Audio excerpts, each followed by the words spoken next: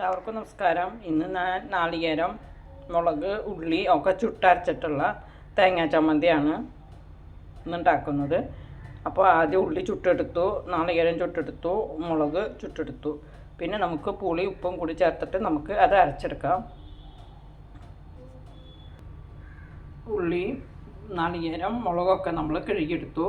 ഇനി അത് അരിഞ്ഞിട്ട് മിക്സിയിൽ ജാറിലേക്ക് ഇട്ട് കൊടുക്കാം.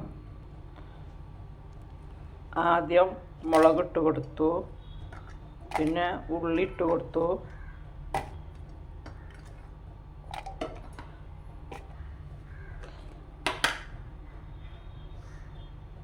പിന്നെ പുളി ഇട്ട് കൊടുത്തു.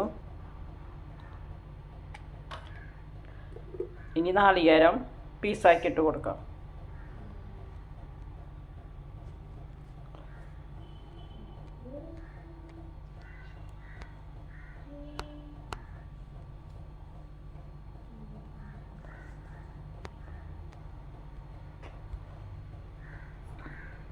നാളികേരങ്ങും പീസാക്കിയിട്ട് ഇട്ട് കൊടുക്കാം. ഇനി നമ്മൾ ആവശ്യത്തിന് നാളികേരം പീസാക്കി ഇട്ട് കൊടുത്തു.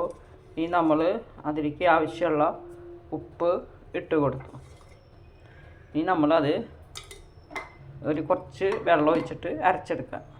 അത് അരയാനായിട്ട് ഒരു തുണ്ട് വെള്ളം ഒഴിച്ച് കൊടുത്തു. ഇനി നമുക്ക് അടച്ചു വെച്ചിട്ട് അങ്ങനെ നമ്മളെ ചമ്മന്തി അരച്ചെടുത്തു. ഇനി നമുക്കതൊരു ചോറും പാത്രത്തിലാക്കി മാറ്റി വയ്ക്കാം. അങ്ങനെ ചുട്ടരച്ച ചമ്മന്തി റെഡിയായി. ഇനി നമുക്കതിൻ്റെ മീതെ കുറച്ച് വെളിച്ചെണ്ണ ഒഴിച്ച് മിക്സ് ചെയ്ത് കൊടുക്കാം.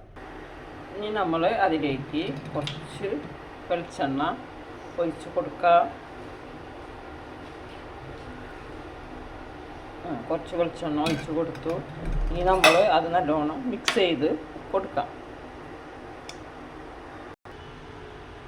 വെളിച്ചെണ്ണ നല്ലോണം നമ്മൾ മിക്സ് ചെയ്ത് കൊടുത്തിട്ടുണ്ട്. നല്ല ടേസ്റ്റ്, നല്ല ചൊടി, എരിവ്, പിന്നെ എന്തൊട്ടാ നല്ല രുചിയുണ്ട്. ഞാനത് ഇഡ്ഡലിക്കോ ചോറിക്കോ ദോശയ്ക്കോ എന്തിനു വേണമെങ്കിലും നമുക്കിത് ഉപയോഗിക്കാം.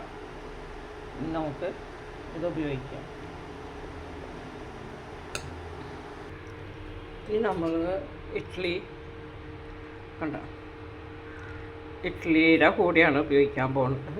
അപ്പോൾ ഇഡ്ഡലിയൊക്കെ വെന്തു. ഇനി നമ്മൾ ഇഡ്ഡലി എടുത്തു. ഇനി അതിലേക്ക് നമ്മൾ ചമ്മന്തി,